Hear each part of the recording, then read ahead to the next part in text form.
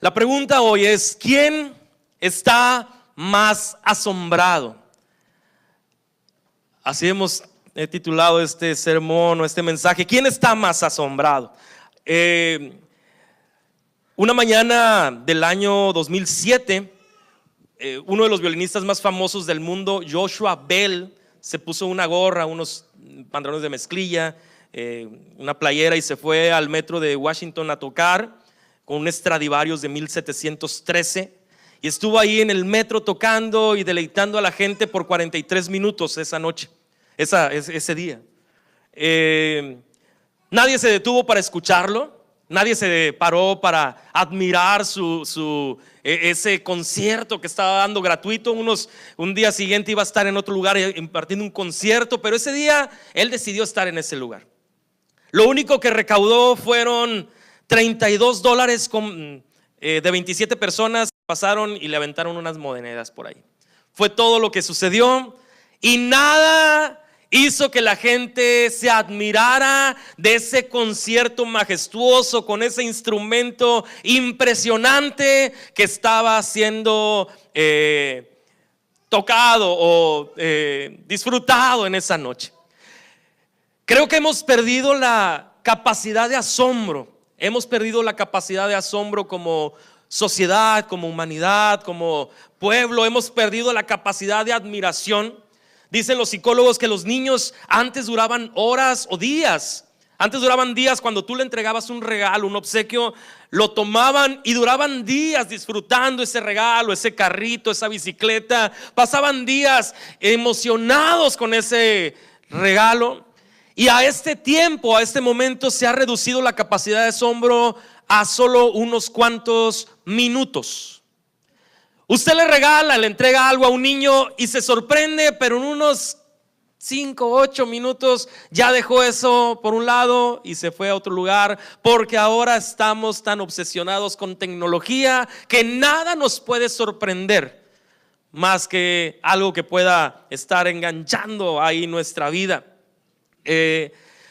Bueno, algo semejante sucedió en los tiempos de Jesús, y queremos hoy ver acerca de esto. Ahí en Marcos capítulo número 6, versículo 1 en delante, vamos a leer y vamos a ver qué es lo que sucedió en este tiempo. Salió Jesús de allí y vino a su tierra, y le seguían sus discípulos. Y llegando el día de reposo, comenzó a enseñar en la sinagoga, y muchos oyéndole se admiraban y decían: ¿de dónde tiene estas cosas? ¿Y qué sabiduría es esta que les da? Y estos milagros que por sus manos son hechos, ¿no es este el carpintero, hijo de María, hermano de Jacobo, de José, de Judas y de Simón? ¿No están también aquí con nosotros sus hermanas? Y se escandalizaban de él. Mas Jesús les decía: no hay profeta sin honra sino en su propia tierra y entre sus parientes y en su casa. Y no pudo hacer allí ningún milagro, salvo que sanó a algunos pocos enfermos, poniendo sobre ellos las manos. Y estaba asombrado de la incredulidad de ellos, y recorría las aldeas de alrededor enseñando.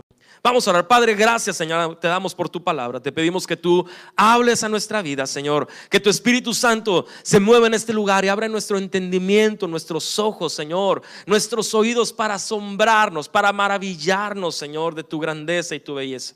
Bendice este tiempo, bendice a mis hermanos y háblanos, Señor, te lo pedimos en esta mañana, en el nombre de Jesús.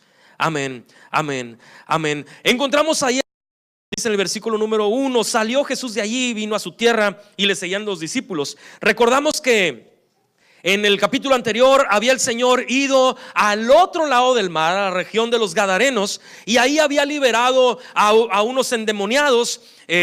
Marcos nos habla de uno, hay otro evangelio que nos habla de 2, pero estaban esos hombres viviendo ahí en las tumbas, golpeándose con piedras, atemorizando a la sociedad. Y de repente el Señor libera a estas personas. Las personas que están ahí cuidando un hato de cerdos ven cómo el Señor libera ese hato de cerdos, se precipita hacia el despeñadero, mueren esos cerdos y ellos quedan asombrados al ver al Señor. Y lo que hacen ellos con su asombro es correrlo del lugar. No reclamaron por los cerdos, quizás los tomaron, los cortaron y los vendieron. Lo que ellos reclamaron o hicieron es que no querían ver a Jesús ahí con ellos, quizá porque ellos sabían que eran hombres pecadores, y al ver a la santidad del Señor no aguantaron ver su grandeza. Lo corrieron, lo expulsaron. El Señor pasa al otro lado del mar, llega a ese lugar y empieza a enseñar nuevamente. Lo veíamos la semana pasada, que llegó al otro lugar y en eso se acerca uno de los principales de la sinagoga, llamado Jairo, que tenía a su hija enferma. Va y se acerca y le dice: por favor, Señor, mi hija está muriendo, ven. Se postra delante de él y Jairo le pide al Señor que lo acompañe. Mientras van, viene una mujer por atrás, recuerdas que se extiende, toca el borde del manto del Señor, sale ese poder, el Señor siente que sale ese poder de él. La mujer es sanada después de 12 años de haber estado atada a una enfermedad. Esa mujer es sanada, es liberada de esa enfermedad y es sorprendida por el poder de Dios. Toda la gente que estaba ahí ve y se maravilla de lo que está sucediendo en ese lugar. Y después llega una persona, le dice a Jairo: sabes que tu hija murió, ya no molestes al Señor. El Señor dice: no, vamos. Simplemente le dice: no temas, cree solamente. Y no permitió que nadie lo siguiera, dice la palabra, sino solamente Pedro, Jacobo y Juan, hermano de Jacobo. Y vino a la casa de este Jairo, se acerca, estaban todos llorando, saca a todos y se mete con los hombres que venía, y se mete con el papá y la mamá de la niña, y se acercan y le dice: Talita Cumi, la levanta. Y se sorprende la gente de lo que está sucediendo ahí. Dice: no le digan a nadie de comer. Y ahora llegamos al lugar donde estamos en este momento. Capítulo 6 dice: salió Jesús de allí, de donde estaba enseñando, de la casa de esa niña, de esa zona de Capernaum. Y cuando sale de ahí, vino a su tierra, vino a Nazaret, donde él había crecido, donde se había desarrollado, donde había crecido su niñez, su juventud, donde lo conocía la gente desde pequeño. Salió de ese lugar y llegó al lugar donde él era originario. Dice en el versículo número 2: llegando el día de reposo, comenzó a enseñar en la sinagoga, y muchos oyéndole se admiraban y decían: ¿de dónde tiene estas cosas? ¿Y qué sabiduría es esta que les da? Y estos milagros que por sus manos son hechos. Llegan, los siguen sus discípulos, dice el versículo número 1. Él sale, los siguen sus discípulos. Llega ese día de reposo, entra en la sinagoga y lo que hace es que empieza a enseñar la palabra. Empieza a enseñar la palabra. ¿A quién? A la persona que lo conocía.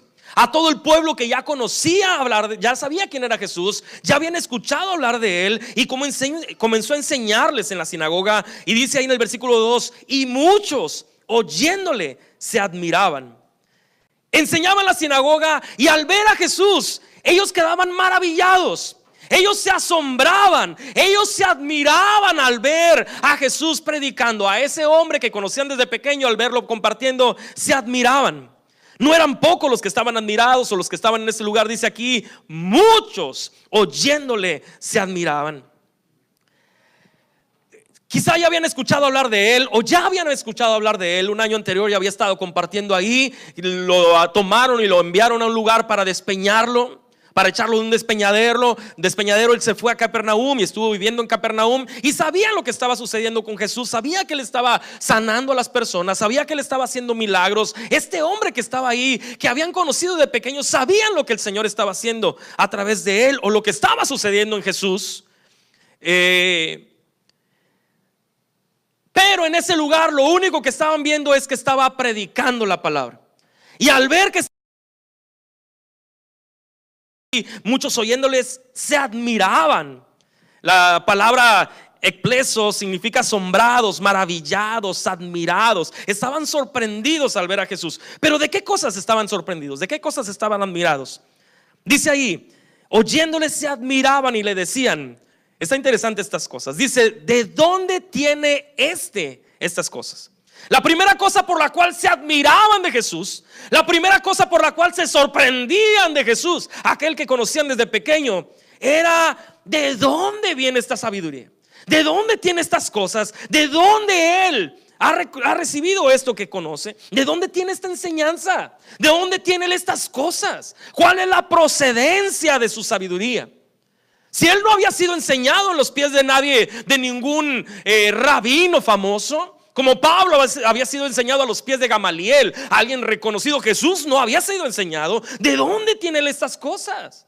¿Cómo llegó a hablar de esa forma? ¿De dónde él sacó estas cosas? ¿Cuál es la procedencia de su sabiduría? ¿De dónde recibió todo esto? La segunda cosa dice, ¿de dónde tiene estas cosas? ¿Qué sabiduría es esta que le es dada? O sea, ¿qué tipo de sabiduría tiene? ¿Cuál es la naturaleza? ¿Cuál es el origen? ¿Cuál es la esencia de la sabiduría? ¿Qué tipo de naturaleza de sabiduría tiene él? ¿Qué sabiduría es esta que le es dada? ¿De dónde recibe esta sabiduría? Y la tercera cosa dice, y estos milagros que por sus manos son hechos, ¿de dónde tiene poder? ¿De dónde tiene poder Jesús? Si lo conocemos nosotros, ¿de dónde sacó esto? Ellos estaban asombrados, pero no de un asombro de maravillarse ante la majestad, sino de un asombro de duda y de incredulidad de lo que estaban viendo. Era un asombro no que glorificaba al Señor, sino era un asombro de rechazo al Señor. Y en lugar de quedar sorprendidos por lo que veían, dice, ¿y este cuate de dónde lo sacó? ¿Y de dónde sacó estas cosas? Me llama la atención que dice, ¿de dónde tiene estas cosas? De una forma despectiva, ¿de dónde sacó esa sabiduría? Cualquiera. Que lo conocemos, sabemos de dónde es, sabemos dónde ha vivido, sabemos dónde ha estado. ¿De dónde sacó perdido la capacidad de asombro nosotros, que en ocasiones menospreciamos la grandeza de Dios? Menospreciamos y no nos damos cuenta de la magnitud, de la majestuosidad de Dios que tenemos. Y podemos decir, pero ¿de qué me puede dar a mí el Señor? Y menospreciamos, rebajamos la grandeza de Dios. ¿De dónde procede su sabiduría? ¿De dónde viene esta sabiduría? ¿Qué sabiduría es esta? ¿Y estos milagros de dónde vienen? Estamos más asombrados por cosas rápidas, como el internet. Estamos más asombrados por espectáculos y películas. Decíamos hace rato que invertimos tanto tiempo, hermanos. Invertimos tanto de nuestro esfuerzo para poder llegar 2 horas antes, 3 horas antes, 1 hora antes a un espectáculo pasajero, y no invertimos el tiempo para poder llegar y glorificar a nuestro Dios. Perdón, hermanos, no es regaño, pero sí es regaño.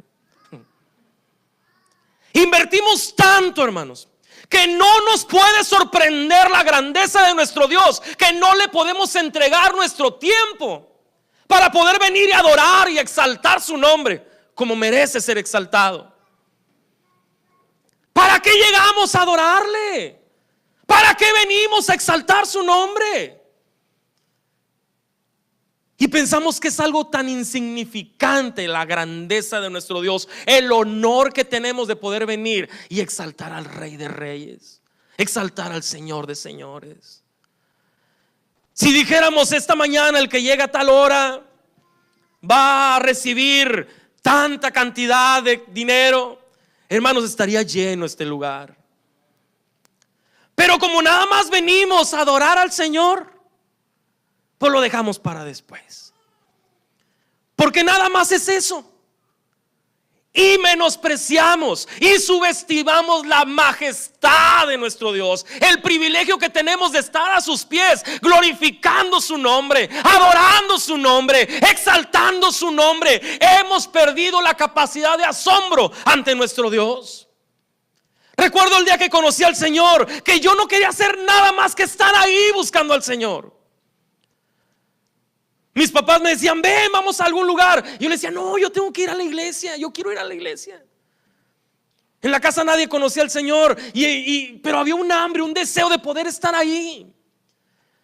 El día 1 de enero de 1995, recuerdo que el día último era sábado y nos desvelamos porque estuvimos ahí en la fiesta. Pero el día 1 yo no quería llegar tarde a la iglesia, porque quería decirle, gracias, Señor, porque tú has sido bueno conmigo y me salvaste el año pasado.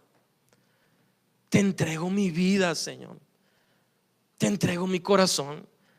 Mi mamá bien linda, hermosa mi mamá, me decía, mi amor, quédate acostado. ¿Estás cansado, chiquito? ¿No? No, mamá, yo quiero estar ahí adorando al Señor. Hermanos, que nada nos robe, que nada nos quite el deseo de poder glorificar su nombre. Que nada nos quite el deseo de poder venir y exaltar el nombre de Dios. Pues ¿para qué llegamos? ¿De dónde viene eso? O sea, ¿para qué? Y menospreciamos el poder exaltar el nombre de nuestro Dios. Muchos oyéndole se admiraban, pero simplemente como duda. Y dice en el versículo número 3 que se admiraban y decían, verso 3: ¿no es este el carpintero, hijo de María, hermano de Jacobo, de José, de Judas, de Simón? ¿No están también aquí con nosotros sus hermanas? Y se escandalizaban de él. ¿De dónde viene su grandeza? ¿De dónde viene su majestad? Sí, lo escuchamos hablar cosas increíbles, pero ¿no es este un carpintero? Nosotros lo conocemos, o sea, no es alguien de la realeza, es un carpintero. Conocemos al carpintero, conocemos que ha estado ahí trabajando 30 años. Conocemos que ha estado ahí los días ahí. Es más, tengo una mesa en mi casa que él me hizo. Tengo una silla en mi casa que él me hizo. ¿De dónde tiene estas cosas el carpintero? No es un estudioso, no es alguien digno de reconocimiento, es un carpintero. Lo despreciaban por su oficio quizá, lo despreciaban por quién era, porque lo conocían desde pequeño. Los nazarenos, los de ese pueblo eran despreciados. Dice Juan capítulo 1 verso 46. Natanael le dijo: ¿de Nazaret puede salir algo bueno? Le dijo Felipe: ven y ve. O sea, de Nazaret puede salir algo bueno. Si está bien mal todo, puede salir algo bueno. Todo ahí no tiene nada que admirar. Los de Nazaret eran menospreciados, pero los de Nazaret despreciaban a Jesús. Esa era la humillación que llevó al Señor en su vida. No nada más era menospreciado por toda la sociedad, menospreciando a los nazarenos, a los de Nazaret, sino también el pueblo de Nazaret decía: ¿quién es este? Es un carpintero.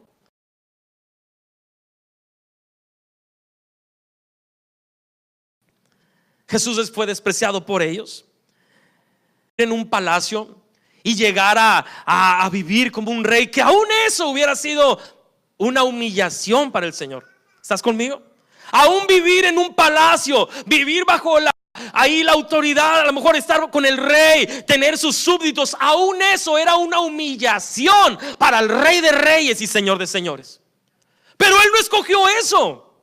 Él escogió nacer, ¿te acuerdas dónde? En un rodeado de animales, en un establo que nada más unos pastores que andaban por ahí vinieron a reconocer quién era.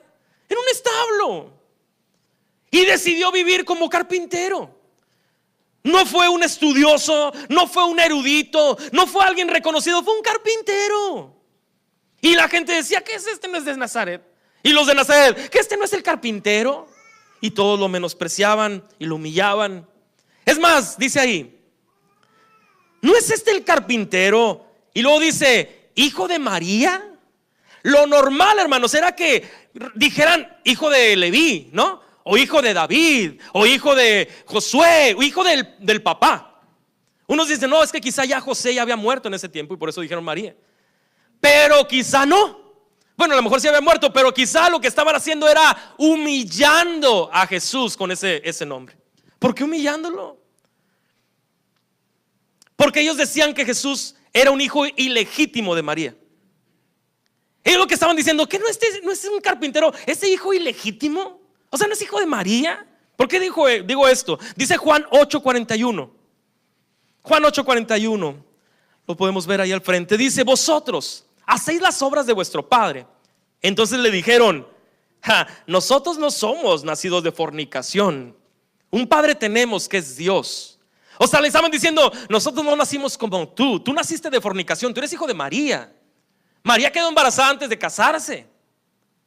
Tú eres hijo de fornicación. Y es lo que decían ellos.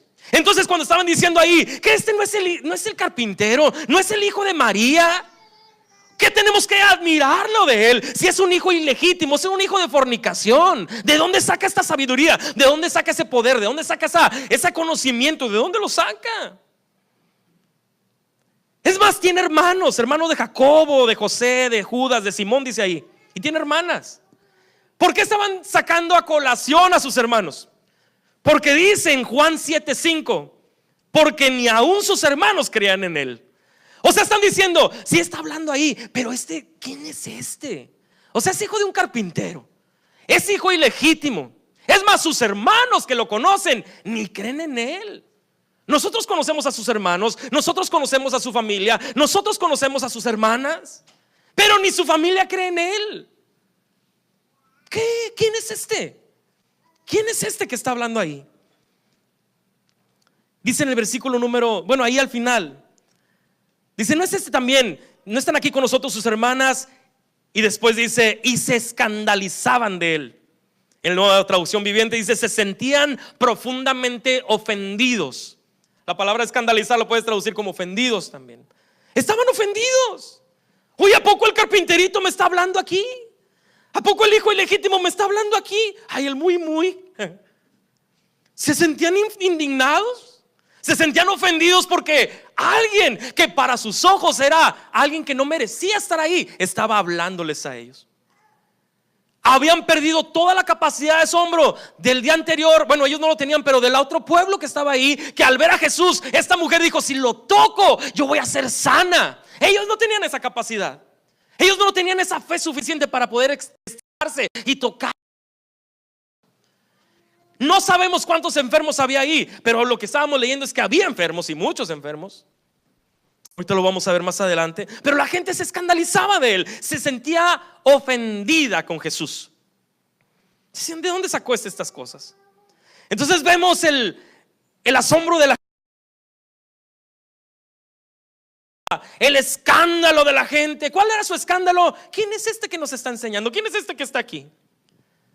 Pero no nada más ellos se asombraron, no nada más ellos se admiraron. Vemos en el versículo número 6. Dice, y estaba asombrado, hablando de Jesús, de la incredulidad de ellos. No nada más estaban asombrados, no nada más ellos estaban sorprendidos de quién estaba ahí, sino que también Jesús estaba sorprendido. ¿De qué? De la incredulidad de ellos. Estaba asombrado de la incredulidad de ellos. Se quedó, ahí estaba, se permanecía sorprendido. Es algo que sucedió y él vio la situación y estaba asombrado por lo que estaba sucediendo. Maravillado, sorprendido, atónito, boquiabierto.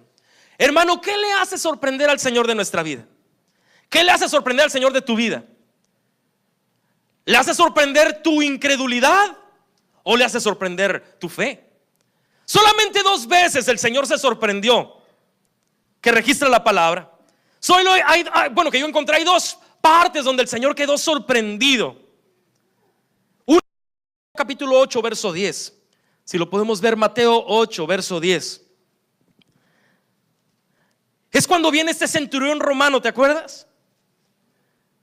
Y que le dice, Señor, di la palabra y mi siervo va a sanar. Solamente di la palabra, no soy digno de que entres a mi casa. Yo no soy digno de que entres a mi casa. Y dice en Mateo 8:10, y al oírlo Jesús, ¿qué dice ahí? Se maravilló y dijo a los que le seguían, de cierto les digo, ni aún en Israel he hallado tanta fe. ¿Qué fue lo que lo maravilló el Señor de este centurión romano, que no era ni judío? ¿Qué lo sorprendió? La fe. ¿Qué fue lo que lo sorprendió? La fe. Y la otra parte donde aparece que el Señor se maravilló o se sorprendió es ahí en Marcos capítulo 6, verso 6. Y dice, y estaba asombrado. ¿Pero de qué? De la incredulidad de ellos. Entonces, ¿qué puede sorprender al Señor? Puede sorprender la fe que el Señor ha puesto en nuestra vida y que a esa revelación que el Señor nos dio, o puede sorprenderle al Señor nuestra, puede sorprender nuestra reacción de incredulidad delante del Señor. Ya no nos asombra absolutamente nada. Ya no nos asombra la majestad de Dios. Ya no nos asombra el poder de Dios. Ya no nos asombra su amor, su gracia, su misericordia, su soberanía. Ya no nos asombra su creación. Ya no nos asombra su majestad. Ya no nos asombra que siendo pecadores el Señor estuvo dispuesto a venir y hacerse tan pequeño y dar su vida por nosotros para rescatarnos. Ya no nos asombra nada. Porque lo que yo quiero hacer es estar disfrutando de las cosas que el mundo me da. Eso sí me asombra. Y podemos estar aquí en la congregación y en lugar de abrir nuestros oídos y de prestar atención a lo que el Señor nos está diciendo, nos podemos distraer en nuestro teléfono.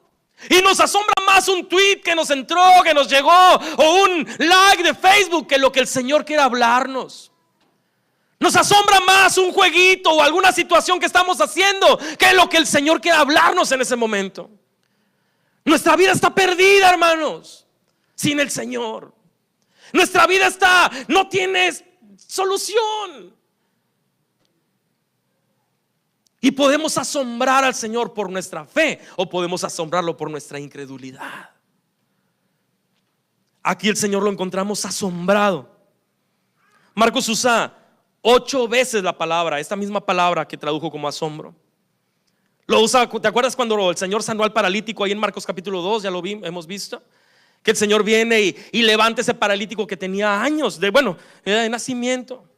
Y dice en Marcos capítulo 2 verso 12: entonces él se levantó enseguida y tomando su lecho salió de delante de todos, de manera que todos se asombraron y glorificaron a Dios diciendo: nunca hemos visto tal cosa. Wow, ese hombre tomó su lecho, salió siendo paralítico. El Señor le restauró sus músculos, le restauró los tendones, se pudo poner de pie y salió cargando su lecho. Y dice la palabra que todos se asombraron, todos se glorificaban a Dios. En otra ocasión también lo usa en Marcos capítulo 6 verso 51. No lo hemos visto, va a estar un poco después de esto que estamos viendo. Pero es cuando el Señor viene caminando sobre el mar.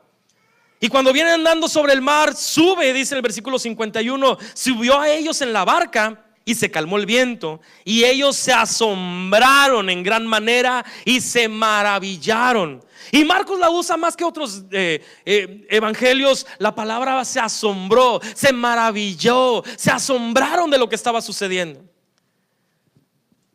Lo triste es que Jesús se asombra, pero se asombra de la incredulidad de ellos. Se asombra de que hay falta de fe. Se asombra de que no valoraron quién estaba enfrente de ellos enseñándoles. Se asombró que no percibieron ellos quién era Jesús, quién era aquel que estaba hablándole la palabra, quién era aquel que había venido y había dejado su trono de gloria y se había hecho tan pequeño como nosotros. Ellos no se dieron cuenta. El Señor estaba asombrado de que ellos ni percibían quién era Jesús. Es más, ni sus obras, al contrario, se sentían ofendidos. ¿Cómo siendo un carpintero, me va a sanar? ¿No? ¿Te acuerdas cuando Naamán fue con el profeta? Y luego lo mandan llamar y dice que vayas te habla, ¿no? Para que lo sanes. Y manda a su siervo, dile que se meta en el río, ¿no? 7 veces.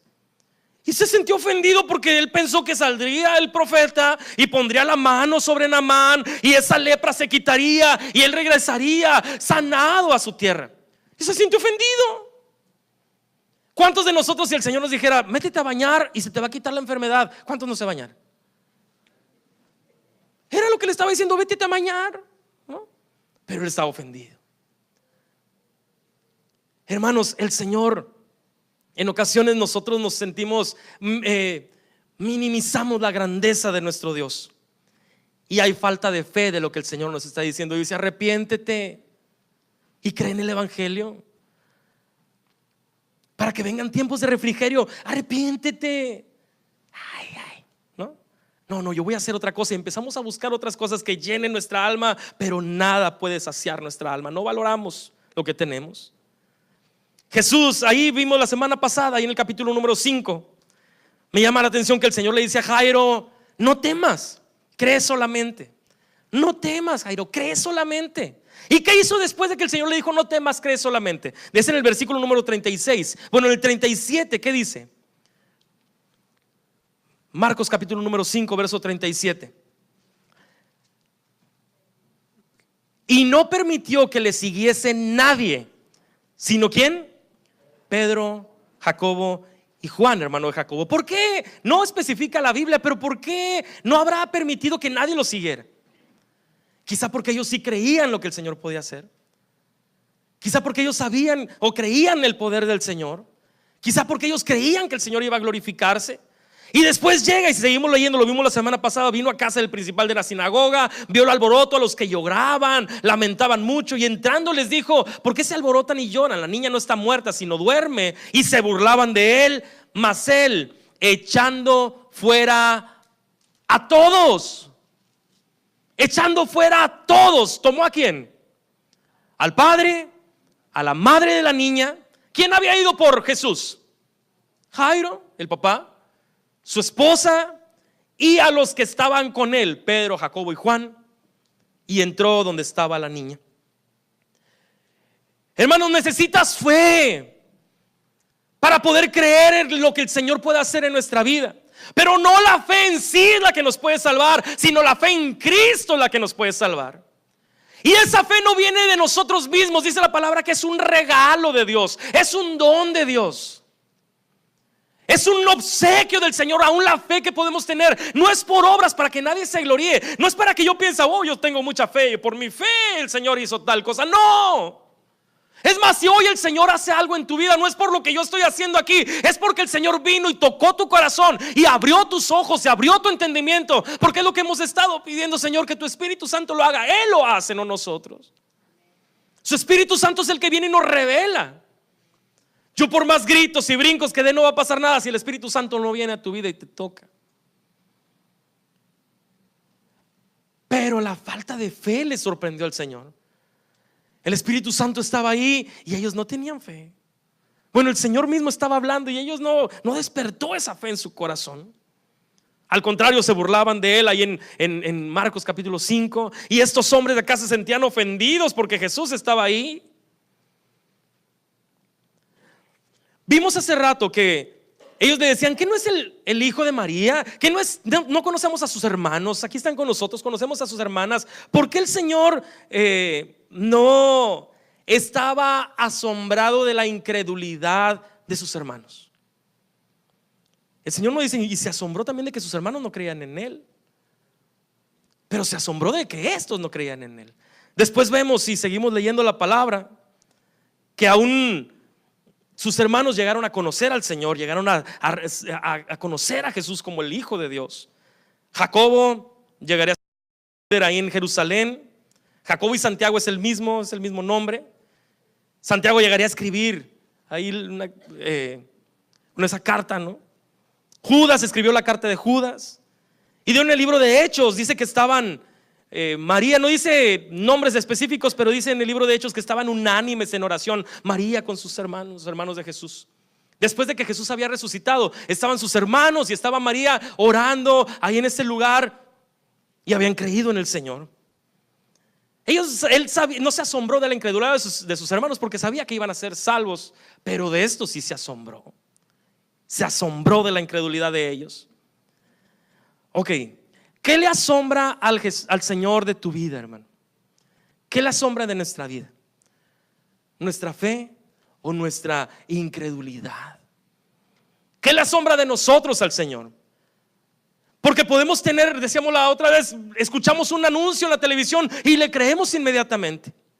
Escuchamos una nueva enfermedad y creemos que esa enfermedad nos va a dar, ¿no? Pero leemos la palabra y no le creemos al Señor. Leemos la palabra y no creemos realmente que el Señor haya hecho eso por nosotros. Y en ocasiones decimos: ay, ¿cómo puede hacerlo? Tenemos fe quizá para otra persona. Señor, hermano, el Señor te puede cambiar, puede sanar, puede restaurar tu familia, pero para nosotros no. ¿Cómo lo va a hacer con nosotros, no? Es un regalo del Señor. ¿Qué consecuencias hay de la incredulidad? Dice en el versículo número 5, dice en el verso 5: no pudo hacer allí ningún milagro, salvo que sanó a algunos pocos enfermos, poniendo sobre de ellos las manos. No pudo hacer ningún milagro. ¿Por qué causa no pudo hacer ningún milagro? ¿Por incapacidad de Jesús? No. Tenía todo el poder. Él podía hablar, podía decir la palabra, y uno que estaba en otro lugar podía ser sano. Podía decirle a uno, hablarle, y se levantaba. A Lázaro: sal de la tumba, y Lázaro salía. No tenía necesidad ni de estar presente el Señor para hacer un milagro. No era incapacidad de Cristo, era la incredulidad de ellos. Él no pudo hacer nada ahí, pero no porque él lo podía, sino porque ellos no creían que el Señor lo podía hacer. Quizá había envidia, porque este carpinterito, ¿no? Yo tengo más capacidad, yo saqué puros 10 en la escuela, ¿no? A mí, es más, yo estuve en las mejores escuelas porque este carpinterito es más hijo ilegítimo, ¿no? Y a lo mejor tenían envidia de lo que el Señor estaba haciendo en la vida, bueno, en Jesús mismo, ¿no? ¿Qué hizo el Señor? No pudo sanar a nadie más, salvo a algunos pocos enfermos. Y lo me llama la atención que dice, salvo que sanó a unos pocos enfermos. ¿Cómo lo sanó? Lo sanó poniendo sobre de ellos las manos. O sea, tuvo que ir con esos pocos enfermos que sanó, los tocó y el Señor los sanó. No dice la palabra, pero quizá ni ellos tenían la fe para escuchar la voz de Dios y que el Señor los liberara y los restaurara. Tuvo que ir el Señor a tocarlos para sanar a esos pocos nada más. Siendo que el Señor pudo haber dicho o pudo hablar la palabra a otro y decir, Señor, di la palabra porque mi mamá está enferma, mi papá está enfermo, mi siervo está enfermo como el centurión. Di la palabra, Señor. Ahí no, él tuvo que ir a acercarse y tocar a unos cuantos enfermos para sanarlos, porque no había fe en el corazón de ellos, porque había incredulidad, porque su corazón estaba endurecido. Hermanos, hemos vivido quizá tantos años en la iglesia. Hemos vivido por años conociendo el evangelio o creyendo que conocemos el evangelio, que nuestro corazón se ha endurecido y ya lo hemos vuelto solamente un estilo de vida de ir, llegar el domingo, salir y seguir con nuestra vida igual. Pero no le hemos creído al Señor, que es un Dios grande, poderoso, majestuoso, glorioso, pero también que es un Dios terrible, justo, que un día va a venir el juicio. Y si no nos arrepentimos, va a haber una consecuencia eterna sobre nosotros, sobre nuestro pecado.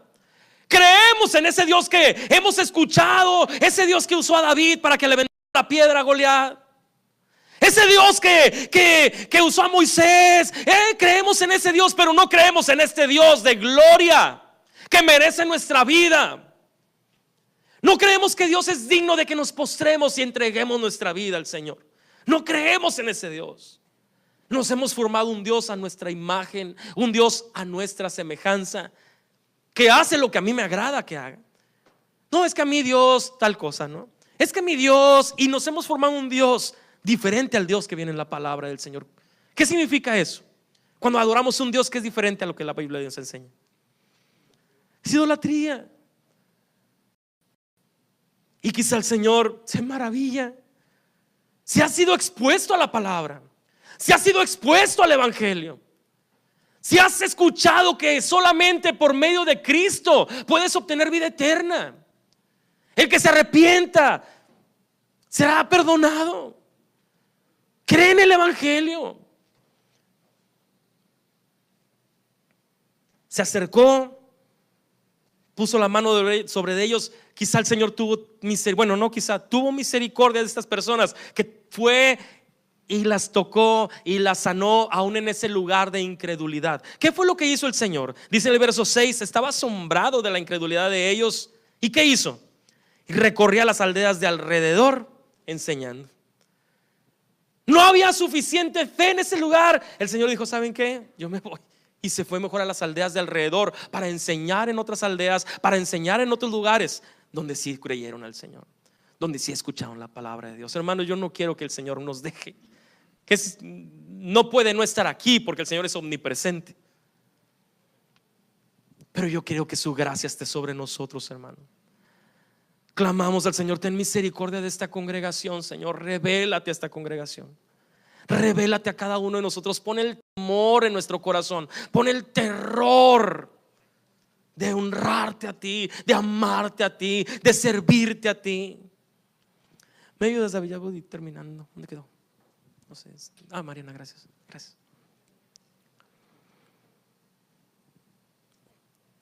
Yo no quiero que el Señor se tenga que ir a otras congregaciones y quedarnos aquí nada más con una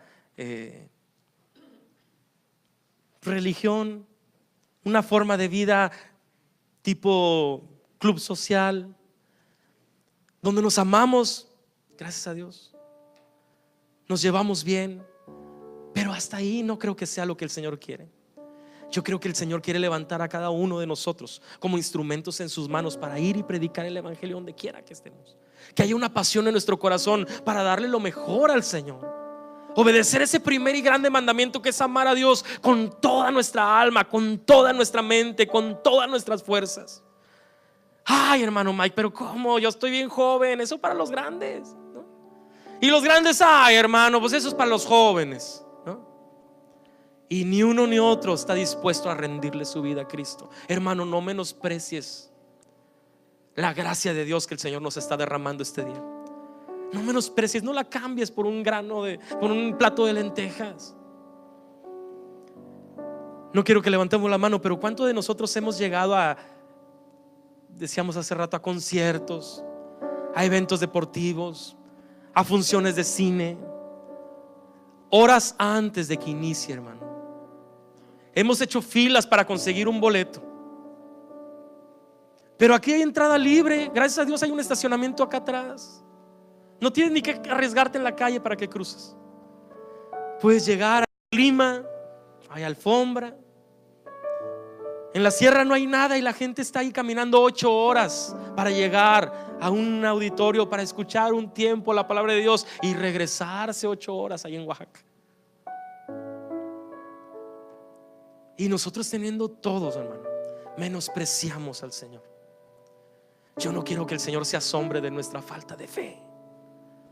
¿Qué es la falta de fe? Pensar que no está el Señor aquí. No sé si me estoy explicando. Cuando venimos a honrarle al Señor, a adorarle con la alabanza. No venimos a cantar nada más porque queremos cantar y perder tiempo. Queremos glorificar al que es digno de ser adorado. Queremos glorificar al que es digno de ser exaltado. Y si lo hacemos para otras cosas, hermano, el que mejor, el que más se merece nuestra gloria es el Señor. El que merece nuestra alabanza, nuestra adoración, el que merece que le entreguemos todo lo que somos es el Señor. Cuando llegaron los españoles a México, llegan y se maravillan de esa civilización que estaba ahí, antiquísima, de las construcciones, de todas las cosas que veían. Estaban asombrados, maravillados de todo lo que veían ahí. Pero se maravillaron más de ¿qué? De que había mucho oro. Todos traían oro por todos lados, colgados, de todo lleno de oro, sorprendidos. Y cuando llegan los españoles, de repente los aztecas o los de México los vieron y se asombraron de sus caballos, de su vestidura. Pero ¿qué más los sorprendió? ¿Te acuerdas? Que todavía lo traen colgado cuando andan haciendo las danzas ahí. Espejitos. Y menospreciaron el oro por espejitos. Hermano, no menospreciemos la grandeza de nuestro Dios. No menospreciemos la belleza de nuestro Dios. No menospreciemos la majestad de nuestro Dios por espejitos, hermano. No menospreciemos la santidad, el honor que tenemos de acercarnos con confianza al trono de gracia.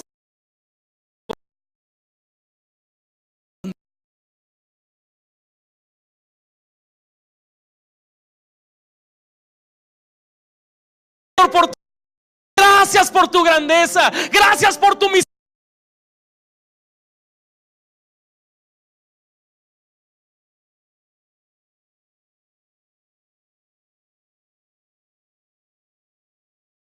Gracias. Menosprecies lo que el Señor ha hecho contigo. No menosprecies lo que el Señor ha hecho con nosotros.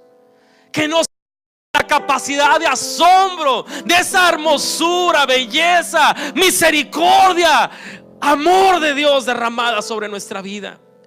No menosprecies, hermano.